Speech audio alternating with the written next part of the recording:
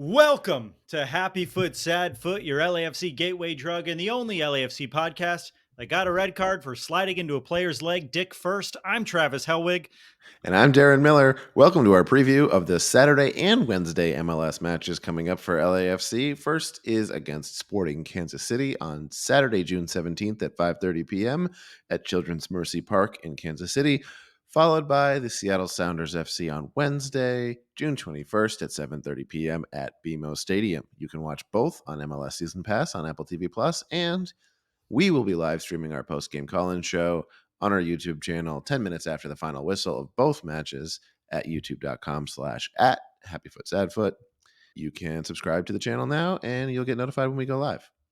Later in the show, we'll be joined by MLS roster rules expert and soccer lawyer Andrew Visnovsky to learn all about all the roster rules that we complain about every week, but actually know nothing about. And that conversation was actually so interesting. It was going to be a 10 to 15 minute conversation. We ended up talking to him for like 45 minutes. So we cut it down for the podcast, but we're going to put up the full extended interview on YouTube. So go over to youtube.com/@HappyFootSadFoot if you want to see the whole conversation. It was really, really great. Andrew's wonderful. As always, we're going to talk about all the storylines for both upcoming matches and make some bets. But first, LAFC is in a slump and we're dying on the inside, so this should have zero entertainment value. It's time for listener mandated banter. Darren, how's your mental health doing? Bad. You? Yeah, bad. I feel like June gloom, the strike, and LAFC have combined to make my antidepressant less effective. Yep. Yeah, this is not good. I don't like that we've gotten enough into LAFC that it's kind of I can tie my mood to it directly. It's kind of dictating my entire psyche. It's bad. You know that sports have taken up too much of your brain when if they lose a big game, you have to say to your partner, like, hey, I need the night. I'm going to be in rough shape for a few hours. Okay. And we both like it's an know. actual hardship to your actual life. Like you have anything to worry about. To be fair, I care about it enough now that it makes me feel shitty physically and mentally when we're doing poorly. Oh, And yeah, so me I too. should share that with my partner so that she knows that I'm not mad at her. I'm mad at Mahala Apoku. That's true. Communication is of the utmost importance. You know, you need to be real with each other. I'm just saying there are also people out there who have actual hardships. Regardless of how they feel about any sports team they may or may not follow, their life is like actually hard. I can't imagine anyone having it harder than me. Yeah. I can't imagine anyone having a more difficult life than me. A television writer in Los Angeles, California. Well, now. Yeah. Okay. Darren, I think we just got to get into it. Let's start the show. Let's just preview more and more darkness if we can do that. Just, descend into this. Well, Travis, I'm just a casual fan of LAFC looking to escape from some of the stress and worry of my modern day life full of bad news, heartbreak, and catastrophe, and maybe have a good time and watch some good soccer.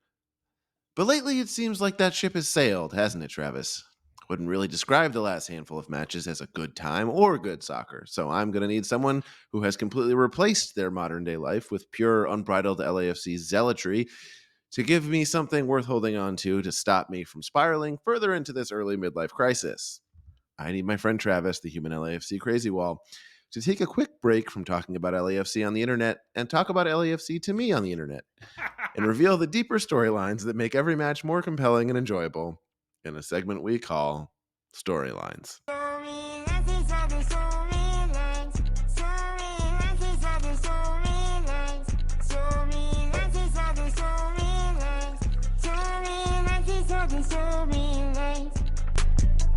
Well, Darren, that song is all I have to live for at this point.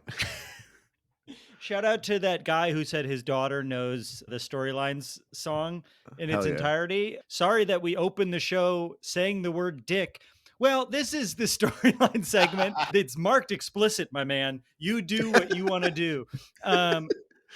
Darren, what do you want to talk about? So we have 2 games coming up this week, as we do every week until the day we die because we live in purgatory. Um, Hmm. you're the king of the casuals, and even you, I think, have a sense of what the storylines are going to be this week. I think I have a sense. And the first storyline is Darren, you want to take a guess? The sky is falling. I am not joking to you. It says the sky is fucking falling. I'm not joking. I will put it says the first storyline is LAFC is completely lost. The sky is fucking falling. You've made it.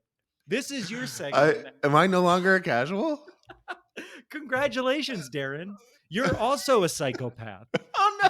Oh, I So didn't want to get that right. this, my friend, is the worst stretch in the history of our team, full stop. We as fans have never experienced a dry spell quite like this. Our attack has completely evaporated. We are recording this on June 15th. Since May 21st, we have scored 1 goal across all competitions. 1. Our midfield has lost all creativity in its entirety. We're trying the same tired passing in the middle over and over again. And when we get frustrated, we shoot a long ball over the top that never gets out of the corner. And our defense has been uneven, sloppy, and old since May 21st, the same date I said before. We've been scored on 10 times, 10 goals against, 1 goal for. That, Darren, I think you know, is very bad. And on top of that, John McCarthy, the only good thing about the city of Philadelphia, our goalkeeper, has made some choices that have been odd, including in our last game when he just sort of tapped the ball to the opposing player when they gave him a little bit of pressure. And we were very lucky that we weren't scored on a second time. Darren, I challenge you to say something right now, both true and positive, about the last month of LAFC's play. Oh no. Whew. Let's see. True and positive. The kids are getting some playing time. Okay, here's an I love equally those difficult kids. Keep going here's an back to equally that. difficult thing that I can ask you. Let's both draft 2 players we think have played well in the the Yeah, who do last. we want to hang on to for the remainder of the season if we can only take one? Yeah, Yeah, let's you can go we first could though. completely rebuild and rebuild around one, what, 2 players each or 1 player each? Somehow me having Messi will still be better than the players on the team right now. We're both mad. We're like, obviously, we're both going to pick Nathan or Dawes. So we have to Yep. put Nathan or Dawes. I mean, look, I think Bouanga isn't playing poorly. Like his stats aren't falling, but like this is the level that he should be able to be at this level, and the team should still be good, right? Like Yeah. he's not connected. He's not like blowing it and like connecting at Well, such a low percentage that he's just being like not an insane demigod. oh, I'm going to get to it in a second, but I think 2 things have happened. Teams have started to figure out that if they put a bunch of pressure on him, we don't have other people who can score. And he also, I think, has put a lot of pressure on his own shoulders, knowing that, and he's forcing Mhm. some things. So I think it's a twofold problem where they've learned that we don't have anything outside of Denny Bouanga, and Denny Bouanga also has learned that and has been more selfish than he was in the past. But all this brings us to our second storyline of the week, which is this. Every single reason we're playing poorly does not have a simple answer, Darren. More good news across the Oh, board. great. So the obvious reason we're playing poorly is fatigue. Thanks to the Champions League, we've played more games than every other MLS team. I've said this in every fucking show. And because of the Champions League, we also postponed a bunch of regular season games. And so now, over the next month, we play 2 games a week, almost every week until the middle of June. Because of those makeup games, we have literally no opportunity for rest to rest up for that fatigue. When tired legs play tired, that means more people get injured. And we've already seen that. Tillman, Palencia, Acosta, the Humpty Dumpty, Aaron Long, whose head cracked all the way open and somehow he still played. Chiellini, who I don't know, was just tired from eating too many. I, I He was trying to wasn't think in the of mood, and Italian that's his pastry. prerogative, Travis. What's an Italian That's pastry? An fine. eclair? Is an eclair an Italian A pastry? cannoli? A Yeah, cannoli. both. That's what I'm thinking of. Tiramisu? Actually, I can go all day Oh, on Italian pastries, it turns out. So, Darren, this podcast, you're going to have to teach me, king of the casuals, about Italian pastries. Oh, no Everything problem. you know. Don't ask me to give you something positive and true about LAFC right now, but if you want to ask me about Italian pastries, I'm good to go. This is why you come to Happy Foot's Headfoot for this hard tactical analysis, fo- Yeah. followed by a 45-minute long conversation about roster rules. The So we have all those injuries, right? The only players that we can fill in those injuries right now are our 15-year-old academy players who are talented, but just not up to snuff for the league's best team, which we were up until a month ago. And So we maybe can't they're bring good in, now. well, we can't bring in new players because the transfer window doesn't open until July 5th, 2 weeks from now. So we're stuck with not enough players playing too many minutes every single week until maybe we get to bring in a few replacements at the beginning of July. And on top of that, Darren, you mentioned this in the post game for the Leon loss in the Champions League, but it really feels like teams have figured us out. If they knock us around and they clog up Denny Bwanga's attack, the whole team falls the fuck apart. There's a blueprint to beat us, which you said you were concerned about, and you've been proven to be true. And Dolo, who I don't think should be fired again, has yet to figure out an easy way to solve the puzzle of how to turn this around. And he really does seem like he's floundering to figure out how to solve this puzzle, Darren. Yeah, it sucks to lose in the CCL finals. It really sucks that it also turns into like a two-part instructional video that they don't put on for everyone who wants to watch. Yeah, I wish we lost like because we had an own goal or something, but they just figured out the best tactical way to beat us, and now really bad teams have been doing that too. Yeah, we didn't know Leon was sponsored by Skillshare. Didn't really help. But until July, when we get some rest from Leagues Cup and reinforcement from the transfer window, we have one clear mission, and that's our third storyline, Darren. And it's an important one. Okay. And it's this: we must score at least one goal before the season is over. That's our goal. No. We just have to score one goal before this is all over. At the beginning of the season, Denny Bwanga had an addiction to him. And unfortunately for us, his addiction was ended cold turkey by teams just putting all their best players on him and all of us going, we don't touch this stuff anymore. It's too dangerous for us to do it. Yeah. Vela is yeah. old, Apoku's uninspired, Stipe gonna Stipe, and yet we must strive for the impossible as a team, scoring one goal. No, no. I really feel like at this point, scoring one goal is an admirable goal for our team to have. It would be a huge win for us as a team. They aren't coming, and we need something, anything to go in. I'll settle for the Stipe little over the line goal that he scored. We just need one. We need to feel the joy that we felt at the end of that first Leon match where we scored in the 95th minute and we were still down, but we remembered we could do it. We need to see the ball go in the fucking hoop, and we haven't seen it. That's what we really need to do this week. Can we raise the bar like a tiny bit? Can we make it like a goal on purpose? Can it be like, No. yeah, that's what I meant to do? No, we need to see the one on the scoreboard. This is so sad, Travis. The way in which it turned around from like we've cracked the code, that we could be, it was literally 4 weeks ago. I was like, if we win this game, we will be the best team in the history of Major League Soccer.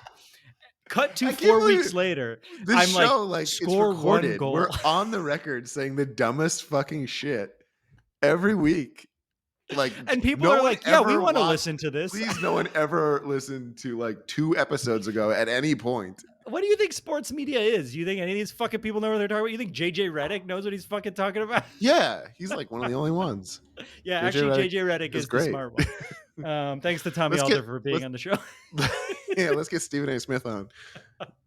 So, where does that leave us coming into another busy week? We play Kansas City and Seattle this week, 2 different teams that we've already tied this season. If you want a deep dive on either of those teams, we've done previews on both of them. You can go back and listen. We talk about both of their rosters. But you should know that both of these teams are much better than the last time we played them. When we played Kansas City, Cavincio said he was praying for a tie. And I will say the final storyline going into this week, Darren, is that I am praying for a tie in both of these games. If we come out of this week with 2 points, hopefully in which we've scored in those games, I will feel such a relief. And I can't tell you how insane that is to say. But Seattle's currently second in the West. Our match against them is very important if we want to win the Supporters Shield. We're still somehow third in the West because we had such a good beginning of the season, and we need to keep up with them. If they get 3 points off of us and we lose a game in hand on them, it's going to be harder for us to win the Supporters Shield. Kansas City, last time we played them, was in last place in the league. They're now in the playoffs, or they're ninth in the West. We basically swapped bodies with Kansas City. Since we've played them, we've been terrible and they've been great. We need to score. We need to at least tie. And that's how low the expectations for this team have dropped in just a few weeks. I'm sorry, Darren, but this is what we agreed to do a podcast about. We could have done a podcast about anything we wanted in the world, but this is what we chose. Wow, I didn't even think about that. I didn't know that we could have. Yeah, this is our lives now. Still? I mean, it's either we do this until we die or we have to quit on the team at some point. Those are the only two options. Right. Right. I don't want that. Yeah. Huh. Maybe one of us gets a good job and we're like, well, the job's taking a lot of time. Yeah. Yeah. Look. Meanwhile, we record these at like 8 o'clock at night. Shut up. Don't get rid of our one excuse to stop in a few years. Look, those are the storylines for this week's 2 games. This isn't a happy one, man. It's been a tough stretch. And if we can come away with some ties and some goals, I really do feel like it'll feel good. Maybe we'll eke out a win, but I'm not there yet mentally. I can't hope for that. This is a shift. This is like, when we've previewed other matches, I think we've really been looking at each game in isolation. It's like, what's the best thing that can happen in this game? And now we have to start thinking about the season. And we've had storylines before that are like, we have to think about the season in terms of like rest and things like that. But now it's like, we don't have to win every game. If we can just, make it through the next few games in some fashion, we're still looking to win the cup. That doesn't happen with every game going great. We're still a really good team. However, we are in a position where if we allow the wheels to come off entirely, the whole thing could fall apart. If the confidence remains where it's at, we're going to have a hard time. Yeah, and the wheels are currently right now on? Right now we're trying. Right now we're fording the river, and we've yet to roll the dice to see if the oxes die on the way across the river. I at least definitely have diarrhea. Was it diarrhea or dysentery? Dysentery. Yeah, I think you just have diarrhea. When we I have come dysentery back, in the context of this bit. Also. But also in real life diarrhea. In normal life. Fun fact about me. Shout out to that little girl who's listening to the podcast. When we come back, we're going to chat MLS roster rules with attorney Andrew Visnovsky. And again, if you like what we talk about, it's going to be an abridged version. We're going to put the whole thing up on YouTube over at youtube.com/@happyfootsadfoot. We'll be right back.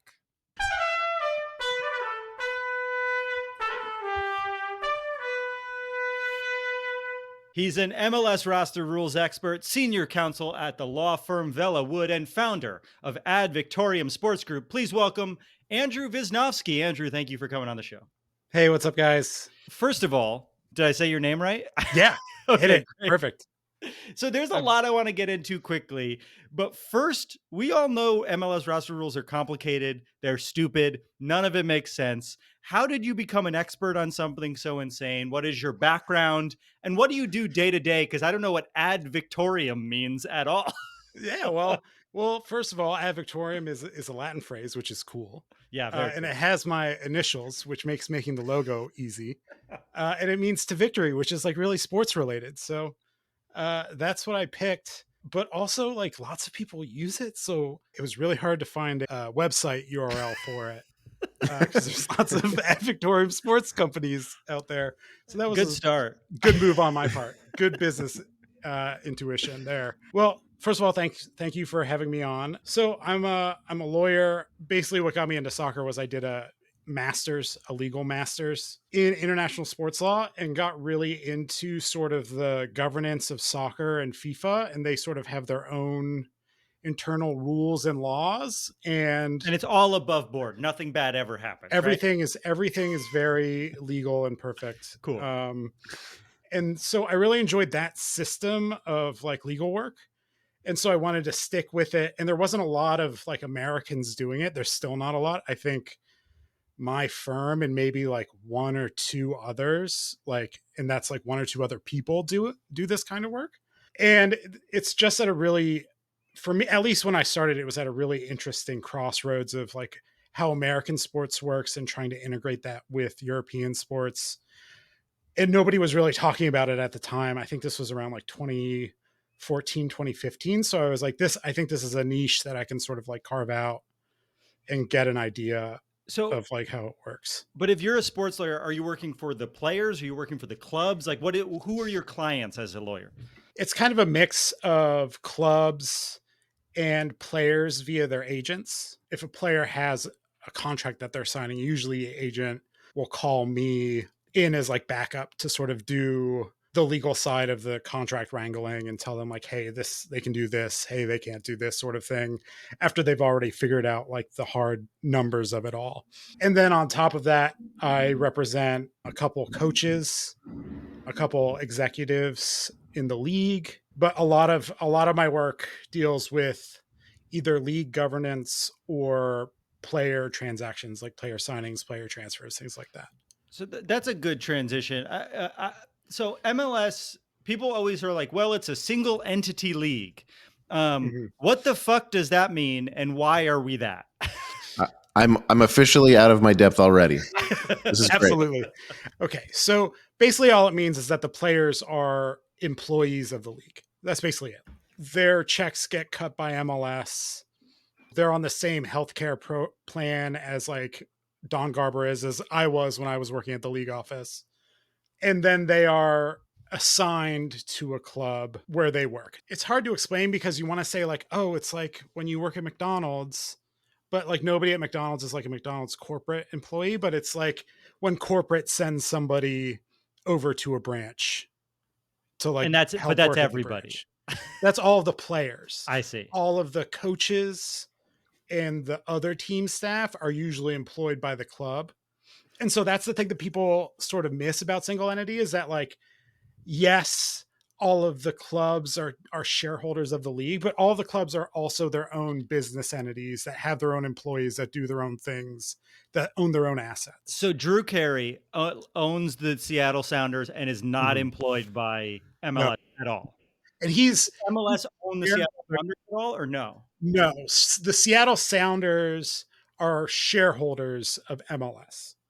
They own like a piece of it? They own like stock in MLS, essentially. Yeah. They own a piece of MLS. So you hear that they did it this way to create parity, right? This is like how people speak about it. Is they don't want teams to fold like early on.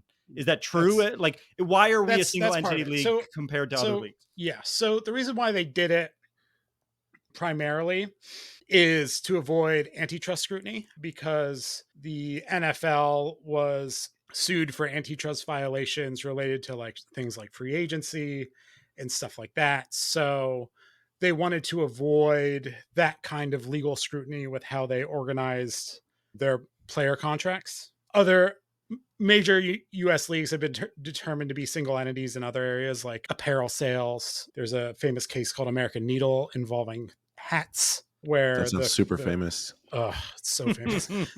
Where basically the Supreme all of our listeners know about American Needle. We they all know. But basically, it said like the NFL pools all those resources and owns all of the trademarks, so they're considered a single entity for that purpose. But they wanted to be a single entity basically to be able to control player costs, essentially. So like, yes, parity is a part of that, and maintaining parity is a part of that, but that's sort of intrinsic on the entire American sports model. And it's like they can also do those things through having a CBA, but it's sort of like belt and suspenders to sort of have double protection to do what they want to do. I think what confuses a lot of people, myself included, is that like the NBA, not a single entity league in this way, right? Mhm. The Yes. players are employed by the team. Mhm. Same with like La Liga, right? They're same, Mhm. like MLS is unique in that way. Yes. But parity isn't a problem in the NBA, but it is a problem in La Liga where the Mhm. same two teams play. Why is the NBA able to have 5 different champions in 5 different years when in soccer it seems more difficult for, like, is it just costs and salary cap and shit like that? I think it has to do with the parity and spend of teams and the cap and the cost for teams. I think with the NBA as well, because it's sort of at the top of the mountain as far as like the types of players they have. It's a lot easier to sort of impose that parity and the disparity in spend that they have over even the top like non-NBA leagues. In FIBA in basketball, they have transfer fees too, and the NBA will sign players and they'll pay their own transfer fee because the transfer fees in basketball are like 500 grand to $1 million. And that's like peanuts for an Right. NBA contract. So they can the players can essentially buy themselves out of their contract. I think the Thunder did that with a guy that was playing at like Real Madrid basketball, and they literally just signed him so they wouldn't get taxed for not meeting the minimum spend. And he bought out his own contract, which is insane. Wow. This is all very confusing, Andrew. I want you to know that. I feel like I'm really adding value to this conversation. What I don't like is I had an idea in my head of why something worked and how it worked, and you've introduced nuance to it, and I don't like that. No. Nuance is the death of fun. In MLS, on top of the weirdness of being owned by the league itself, we have roster rules that seem to LAFC fans, because we have a team that wants to spend money and has proven that they're good at recruiting people. These roster rules seem to hold teams back, in our opinion. We have players that are making $6 million, and we have our starting goalkeeper is making like $70,000 a year. And it feels like it feels insane that we are in that position. But the reason that some people can get $6 million and go over the salary cap is something called designated players. Mm-hmm. Messi, I assume, is a designated player, right? How does that work? I can't speak on Messi's deal because I don't know anything about it. He owns the league now, right? He is the new commissioner of the league. They're So that's what that changing. says The in all those M in languages. MLS now is Messi. Messi Soccer League, yeah. And we're going back to the old logo, but the foot, it is written that foot belongs to Messi. Yes. But it's still called the Landon Donovan MVP Award. So hopefully Messi can win that. The Messi Valuable Player Award. The Landon Donovan Messi Valuable Player Award.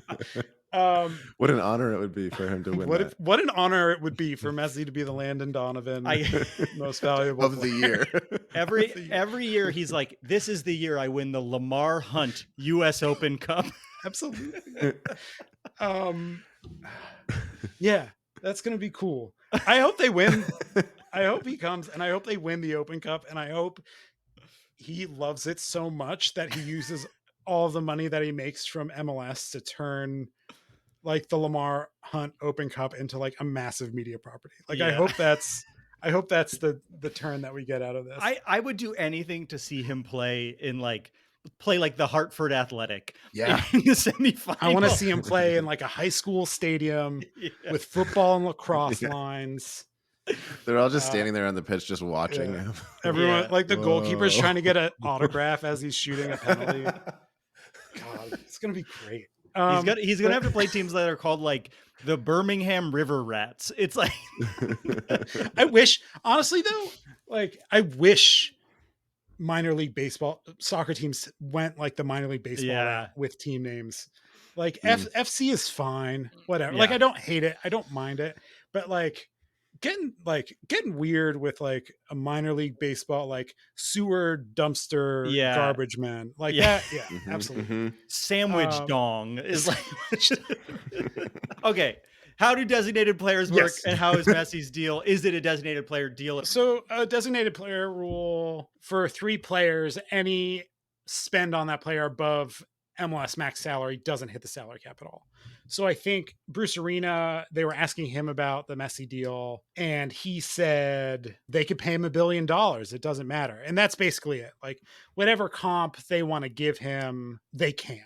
And it doesn't count towards the cap. So that's the designated player rule in a nutshell. That's why you'll have guys making like $7-8 million or paying like a $10 million transfer fee on a player, and then they're playing next to like some teenager from Delaware that's making like 60 grand, which is perfect and fine. I think that's how America should be. Yes, we need two stratified divisions, Yes. one in which they're very wealthy and in the other which they can't pay rent in the city that they play professional sports. Yeah. That's my Got it. American dream. I hope we could get there someday. Yes. To be fair, like the guys that are on reserve minimum, like reserve minimum's pretty good. I think reserve minimum is more than what I was making my first year at MLS, which is tight. But it is hard. Like if it's minimum across the board, that's hard. Like LA versus Cincinnati. Yeah, that minimum's absolutely. gonna be treated a lot differently. Yeah. And I think that's something that like all these leagues deal with that have that kind of uniform spend. But I will also say that minimum salary is actually better than some Premier League teams pay their players that are on like their first year contract. Right. And so like there is a little bit more protection. Like obviously it's not great, but it is a little bit better than what they could be making abroad at better clubs, even if they had gone through the academy system at those clubs. If you were Don Garber, who we only ever say positive things about on the show, and I want you to be clear. He's one of the nicest guys. Great. Well, that's what I believe too. And but like, I actually mean that. He is like one of the most personable people. That's cool. Like in the really high echelon, like he would like say hi to you if you ran into him in the elevator. He would like ask you how you were doing. Just he was like a really personable, great guy whenever I met him. Well, does he want to come on the show? Probably. I think if you caught Don Garber and said like, "Hey, do you want to come on the show?" He'd be like, "Yes, absolutely." Cool. All right, we'll get him. Cool. We'll get him. We're gonna get him, and then maybe we can get the guy who does the Falcon at the LAFC. He's a hard. Our white whale. Oh, God, get the Falcon on here. Yeah. Oh man. Oh well, that's what I wouldn't that's do. just our dream. Yeah. So if you were him and you're staring down the barrel of a World Cup and Messi, and you know that there's clubs that want to spend right now, if you were looking at ways to improve the caliber of player in the league, improve the roster across the board, are there changes that you would make to how we're doing it, and how would you go about it? Would you just lift it all and impose a salary cap? What do you think is the ideal situation for MLS? Because I'm constantly saying we need to spend more money, but beyond that, I don't know what the fuck I'm talking about. I think that MLS has all these rules and all these guardrails because they are like generationally traumatized about what happened with the NASL. And they're also traumatized by what the finances of soccer outside of the United States looked like for a very long time, up until very recently, where before UEFA and these leagues started instituting financial regulations, like every club in La Liga had gone bankrupt except for Real Madrid and Barcelona. We know like what's going on with Barcelona right now. Even today, like you look at Welcome to Wrexham, and like the entire conceit of that show is if we don't win the league, we lose all of our money. We cannot pay back our debts. And that is an insane financial setup to be in for a business where only 2 clubs a year like can recuperate their expenses. So I think there's always going to be concern in sports where you have 2 teams that need to compete to make sure that the teams that are not winning are still able to like financially exist. So I think there's always going to be a need for some financial regulation, something to sort of keep the reins in. And like, I think part of it is also like, there's not a lot of trust with some league executives to like some GMs to like spend right. Like look at Toronto. They have the biggest spend in the league. They're blowing clubs' entire roster spends out of the water on one player, and they're like at the bottom of the East right now. Like if that's what unregulated spend looks like. Now there can be arguments that like, well, if they could spend on not just their designated players, like they could be better, but you have to prove that you can do good with the guardrails before you take them off. Like I'm not like banking the ball off of the rails in bowling and then being like, well, if those rails weren't there, I'd crush it because I wouldn't worry about hitting it. That's a terrible analogy. No, it works. Well, It it works, works. That's but I good. guess like at some point you have to be like, well, then we're not bowling. Like Yeah. you do have to like at some point say like, well, if you're gonna own a team, figure out how to fucking make it profitable or Yeah. don't do this. Like Yeah. there's got to be a middle ground, right? Absolutely. And I think there's definitely a balance. And so you have to balance that need for financial stability. And I think part of that is like the league is very good at business, and it does business a lot better than a lot of other sports organizations do. Sometimes that can be annoying because it's like, yeah, they inked this massive deal with Fanatics, and now I can't like buy kids clothes for my favorite team because Fanatics doesn't offer it. But like, it's still like a good business deal for them to do it. But I think they need to balance teams doing poorly and like struggling with that spend with like the need of the owners to want to make sure that they're not lighting money on fire, essentially. And I think there's also a need, and it's a smart need, to maintain competitive balance. And I think you see a lot of people maybe not understand what competitive balance is, or say like, hey, we don't need it. Good teams should be good. Bad teams should suffer. But I look at the Spanish league in La Liga, and like, it's got to be really hard to be a fan of a team that is never going to win a trophy because you have to compete with Real Madrid and Barcelona. And like, I lived in Spain for 6 months for my master's, and like everybody had their like local team, and then everybody chose between Real Madrid and Barca. And like that sucks. Like I want my hometown team to like go to the MLS Cup final in LA and watch them play and watch Gareth Bale like pull that out from under me and ruin my life. Like that's what I want. But I like, I want that to happen to you too. it already did. It was great. I was in the Phillies family and friends section. I was like sitting next to parents of homegrowns. Oh no. Oh no. And my girlfriend's like really into LAFC now. That's like her team. So Hell that was yeah. like a really rough moment for me. She sounds and cool. She's She great. sounds great. Yeah. She's a keeper. Well, so I but- guess what I would say is like, it seems not tenable that we let, especially if Messi's in the league and the World Cup's on its way, that this level of spending is where we have to know that more spend is coming, right? At some point. I don't know. You disagree? It's not that I disagree. I just don't know what it looks like. Like, I don't think they add another designated player slot.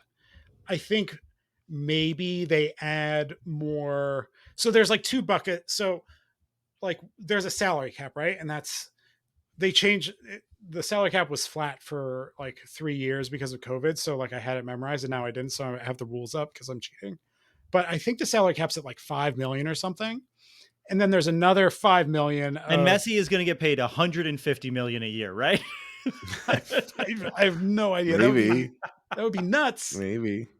Yeah, who knows? They can pay whatever they want. It's so close to like, the salary cap.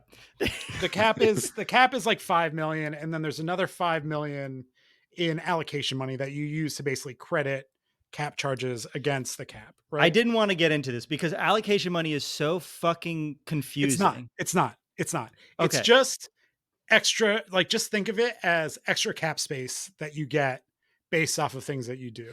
So I trade you Mahala Apoku and you give me $200,000 in extra cap space. That's what it is. Yes, essentially. If it's GAM, yes, essentially. Okay. So, but there used to be TAM, right? There was TAM and GAM. GAM. There still is TAM. I fucking hate this. There is TAM. There were GAM is general allocation money. General TAM allocation is targeted allocation money. Darren, how are you doing? Well, the whiskey's helping. And then there's two types of TAM. There were God two. damn it. And there was mandatory, which came from the league, and then there was discretionary, which No, comes from the I club. refuse. I And you refuse could to go trade. this. You could Oh trade my TAM, God. mandatory TAM, but you couldn't trade discretionary TAM. It's terrible. But now I there's think just GAM, right? Or is there still there's TAM? still discretionary TAM, but you can't trade discretionary TAM because it comes out of the club's like own money. Like it's sort of like DP money in that Don't way. care about this anymore. Now, Yes. oh yeah. But this is what I want to say. This is what I want to say. I could see them adding more discretionary money or making the use of discretionary money more flexible and maybe rolling it into GAM. And also like the question that we have been talking about for this period of time is like, if I were Don Garber, what would I do? And I think what I First, would you would do, come on the podcast first I would come on the to podcast announce that you're going to do this. yes. Yeah. This exclusive. I think the way to do it, to both like add lots of spend and also improve and also sort of keep that competitive balance, is like, look, you can have 3 designated players, or you can have 2 designated players and $5 million to spend for your entire cap in addition to that. Right. Because that's like $5 million is around, like, it's a high amount for a designated player per year, but like that's like what I think like a spend would be. And like, if you want to pump $5 million into your salary cap the whole way down, you can do that, or you can have 3 guys that you pay $1 billion. That feels like a nice solve to me, at least in the short term, where it's like, I don't know. The problem that I see from watching is like, yeah, you have a Toronto who's paying like a fuck ton of money to 2 Italian guys, and then the rest of their team is like shitty 14-year-olds or whatever. Like there's no way to field an 11-person team if you only can focus on the designated players. There has to be some way to pay a backup, $800,000 a year, which seems impossible right now. I think also with that is, because you're so focused on those really big signings, you also institutionally don't prioritize those other players. So like, even with the Insigne deal, didn't say that name right. Like they worked on that deal from, that's why like, I say Italian guy. They worked on that deal from like Euro 2020 until like January. And so like, if you're spending all of your institutional energy on that deal, you're not thinking about the other like 19 guys on your roster. And like, it's a team sport. There's 11 guys on the field. Like, if I got 10, like, it doesn't matter how good a player like Messi is, if he's playing with like a bunch of guys like me, like, that team's going to get smoked. Yeah, I think you do well, but yeah, I understand. No, absolutely not. Well, I'd be gassed in like 10 minutes. I'd just be walking around. We're already pretty over. So I think what I'm going to do is, Darren, we should put this whole interview on YouTube, and then we'll cut a smaller amount to put on the podcast. And then we could be and go to YouTube to watch the whole thing, because this is all really interesting. And we'll cut this part out, so we'll act like the whole thing was planned. Like it was like a cool programming decision. We know how to do media. So one final question, and then we'll let you go. And thanks for doing this pre-planned extended interview that we are throwing on YouTube. I got nothing better to do, man. Well, there is a U.S. men's national team game on. I was saying we're up at 1-0 at half. Pulisic scored. Greg Berhalter is gonna. Whoa! I'm so mad about Greg Berhalter, but now is not the time. We can cut that. Don't leave that out. I love Greg. I am a Greg Berhalter apologist. I think he's great.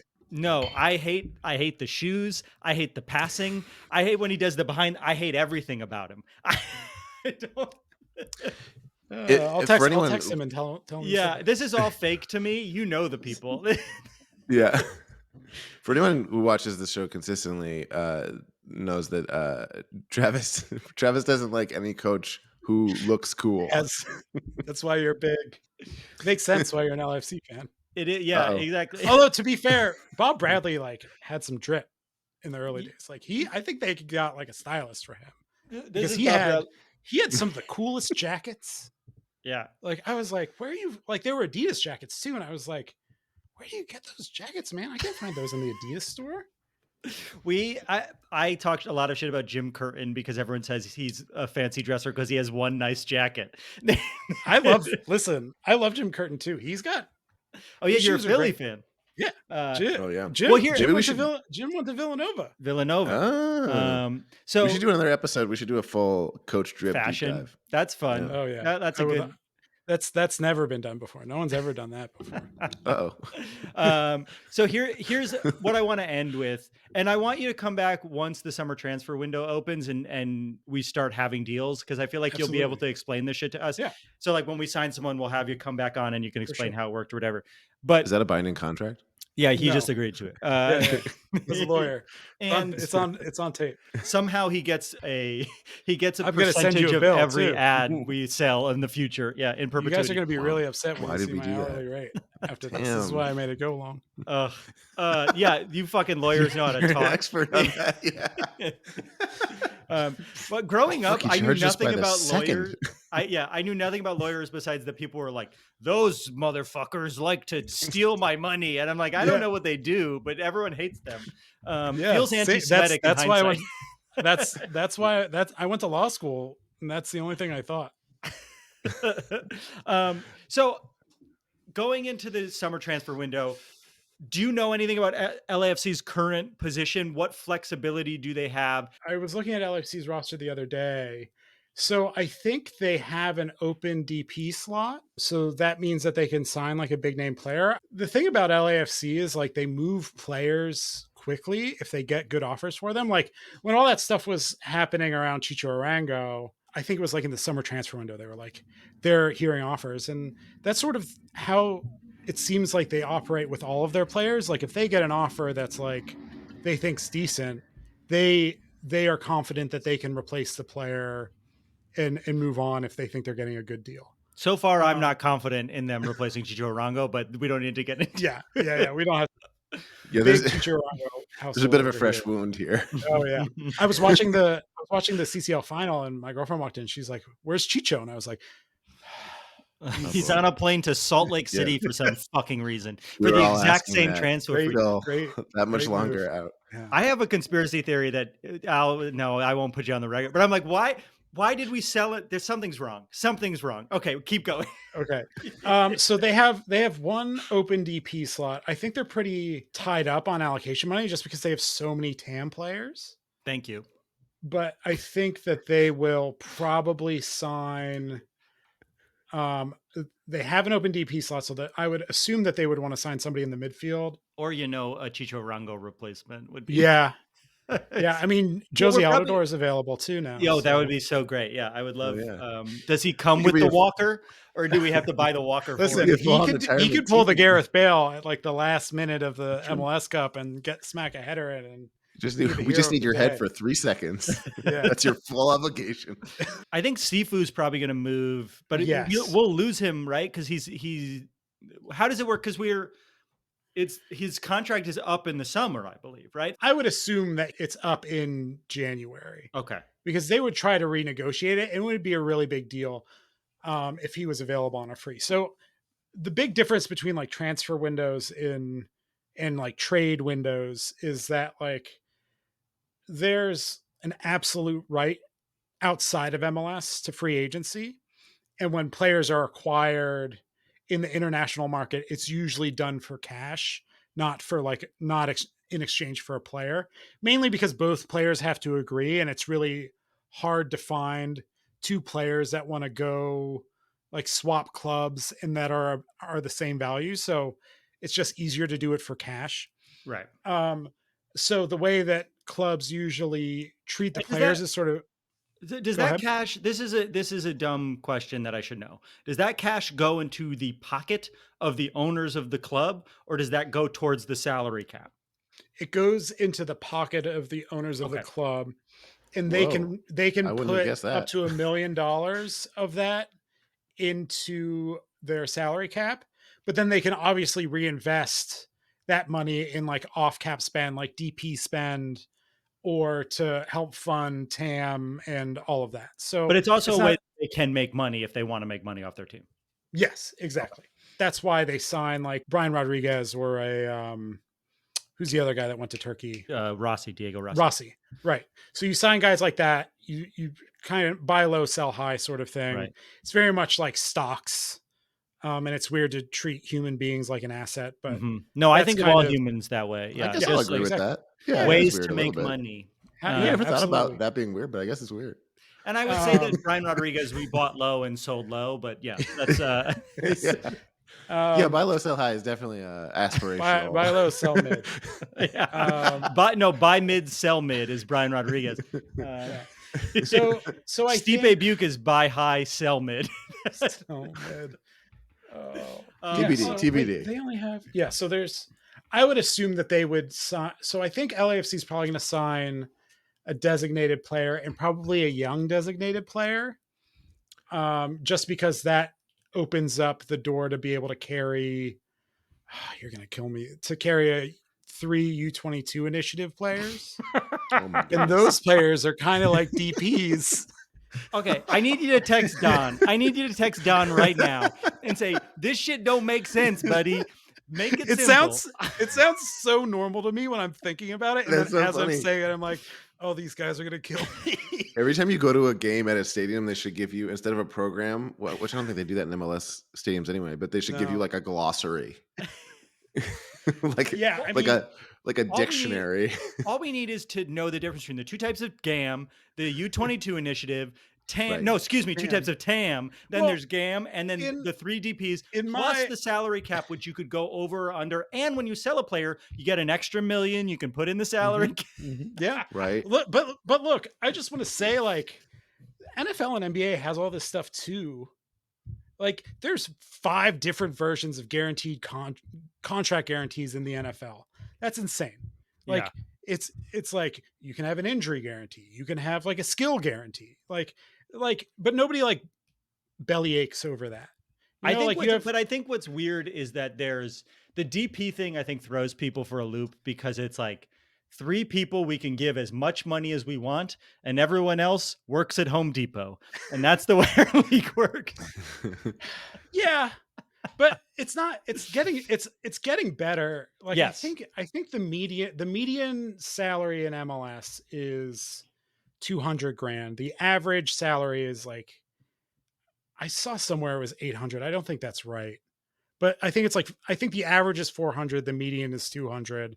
That's not obviously bad. The average gets pulled way up because you have guys making like 12 million. Yeah, it'll be interesting once Messi comes in with the average. The average salary. Wow, everyone's it's making impossible so much to know. money. Like, it's going to be, yeah. So because that's also, you don't know. I mean, you can't speak to it, but the rumor is that he's getting Apple TV and Adidas rev shares, which you like is crazy. Yeah, it's crazy. I'm not surprised if that's the case. Would that would be, I just to be shouldn't clear, speak on it, but that would be like completely unprecedented, right? Or would we not know? The rev share, I think sometimes Adidas has paid American players like extra sponsorship money to like come play for an MLS team. That's interesting. Yeah, that's a pretty blurred line because it's so close to an endorsement deal. I mean, it is. It's basically just an extra endorsement deal because he's playing club football in an Adidas shirt in a league that Adidas has like spent a lot of money on. So like I could even see in sponsorship deals for players that like there's a bonus if you play for a club that has an Adidas sponsorship or something like that. But I think question, is Air your favorite movie? Oh, yeah. No, it's close. It's definitely Drumline. The Kingdom Classic Drumline. Drumline was good. Just as you were talking, I'm like, oh yeah, Air ends with a beautiful speech about the importance of revenue shares. Terrible. Well, thank you. I liked Air, but thank you so much for being great film. And we're just like genuinely, I want you to come back when we sign some folks and you can explain and break it down. Absolutely. And, that'll probably be more interesting. Although I'm gonna like have to talk about all these U22 rules. As long as we can yell at you when you start talking about it, but by the end of it, we understand it's fine. Yeah, if you want to start like figuring out like the soundboard for that and like the different alarms you want to bring, We should do like a Just a drinking fart game where we sound. drink when specific things are explained. We yeah, just have to break absolutely. down the full salaries. Andrew, well, if people want to follow you, where can they find you? You can find me on Instagram and TikTok under Soccer Lawyer because I realized nobody had that handle, which is amazing for me. Smart move, yeah. And then on It's better than Ad Twitter, Victorium, which everybody's got. Yeah. Everybody's Everybody's fucking got- got that. I've everyone's got one of that. those. And then you can find me on Twitter at my name, Andrew Visnovsky. I'm not going to spell that. We'll Just link it this- in the Cool. in the show Thanks. notes. Thanks, guys. Thanks so much Yeah, for of being here, man. course. Yep. Appreciate it. you. Anytime.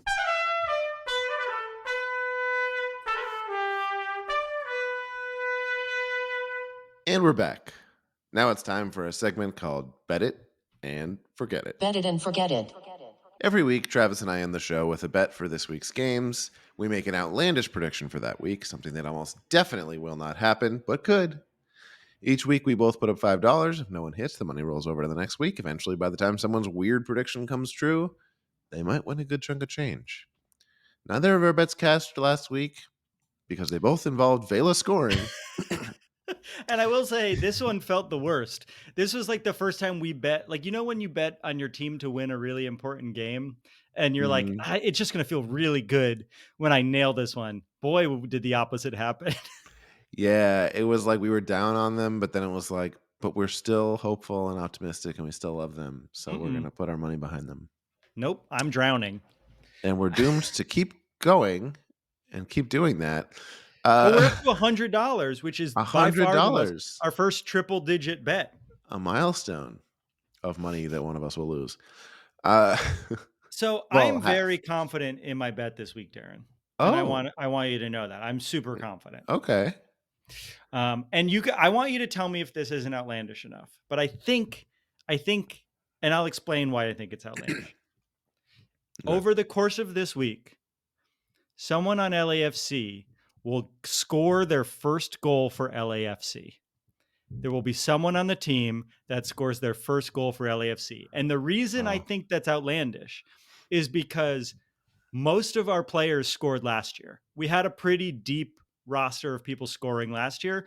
Tillman has scored this year already. Mm-hmm. Of our new players, I don't think Aaron Long has scored for us. I don't think Maldonado has scored for us. And I don't think any of the youngins have scored for us. But they all seem like the least likely people to score. And I want to make a bet that someone who has never scored for us before will score. Is that outlandish enough for you? I think so. I think more outlandish would be first MLS goal, but I don't think we need to go there. Yeah, I'm trying to think. Aaron Long we would just remove Aaron Long for the equation. So why don't we do that? First MLS goal, and then Aaron Long isn't involved anymore. Because Maldonado, I think, the only in Mexico. One? Yeah, because the young guys they haven't scored. And then it just removes Aaron Long. Okay. Cool. For someone on our squad will score their first MLS goal this week. I think that's good because actually mine's pretty outlandish. Cool. John McCarthy will get an assist in one of the two games. That's cool. So he's going to is it going to be off? How does that work? Can you get an assist off a goal kick? I don't know if you can officially, but let's count that for the purposes of this. He's going to pass to someone who scores. Yeah. Okay. Cool. And just to be clear, you said how is he going to this is not going to happen, just to be clear. Well, what if John McCarthy scores for us? Oh my God. Should I say he will have an assist or a goal? No, because I think the heartbreak of him scoring. I think the heartbreak of him scoring and not getting an assist is like the juice here. Well, that's what we want. Yeah. We shall see. That's our show. Just a reminder, we'll be live streaming our post-game call-in show 10 minutes after the final whistle of both games on our YouTube channel at youtube.com/@happyfootsadfoot. There's a link in the show notes. Talk to us in the chat if you want to call in and talk to us on the show. We'll post a link to join us live on the air. If we're going deep into despair, we want you to come with us. You can vent, you can laugh, you can cry. We are a safe space for whatever you feel after the game. And if you subscribe to the podcast, make sure you give us a subscribe there too, because I think we're gonna start putting more of these like extended interviews like we had with Andrew up there. So it might be worth checking out. Our theme music is done by the insane team of James Valentine, Nate Walcott, and Louis Palmer, which we've gotten used to saying, but isn't any less insane than the first time I we was did just it. thinking that. That's so Our, funny. the theme music, if you've just started listening to this show, the theme music is done by was composed by the guitarist of Maroon 5. I don't think we've said it since the first episode, but the music you're listening to right now is kind of by Maroon 5. Along with YouTube, you can follow us, and also Bright Eyes and a really good jazz drummer. Crazy. If those names aren't familiar to you, please look them up and enjoy some great Google it. music. Along with YouTube, you can And follow yet, us on Storylines is not. and yet the storyline song, the one that the child knows, is made by a computer who's coming for our jobs. Along with YouTube, you can follow us on Twitter, Instagram, TikTok, and I think Facebook. We're not sure. We don't And if know. you Nobody enjoyed knows. this, please like, subscribe, follow, tell a friend, keep spreading the word. And we're going to have some really special announcements in the next I want to say week or two. I'm going to just say we're going to have some announcements in the next week or two. So keep listening, keep subscribing. Any new listeners will go a long way. Thanks for listening. I love you. We'll see you. And then Abimo, I love you, baby. Bye. I love you. Bye. Goodbye. I love you. I love my babies. Baby want a bottle? Wait, where is this going? Fucking creepier over time. I love Maroon 5. I love you.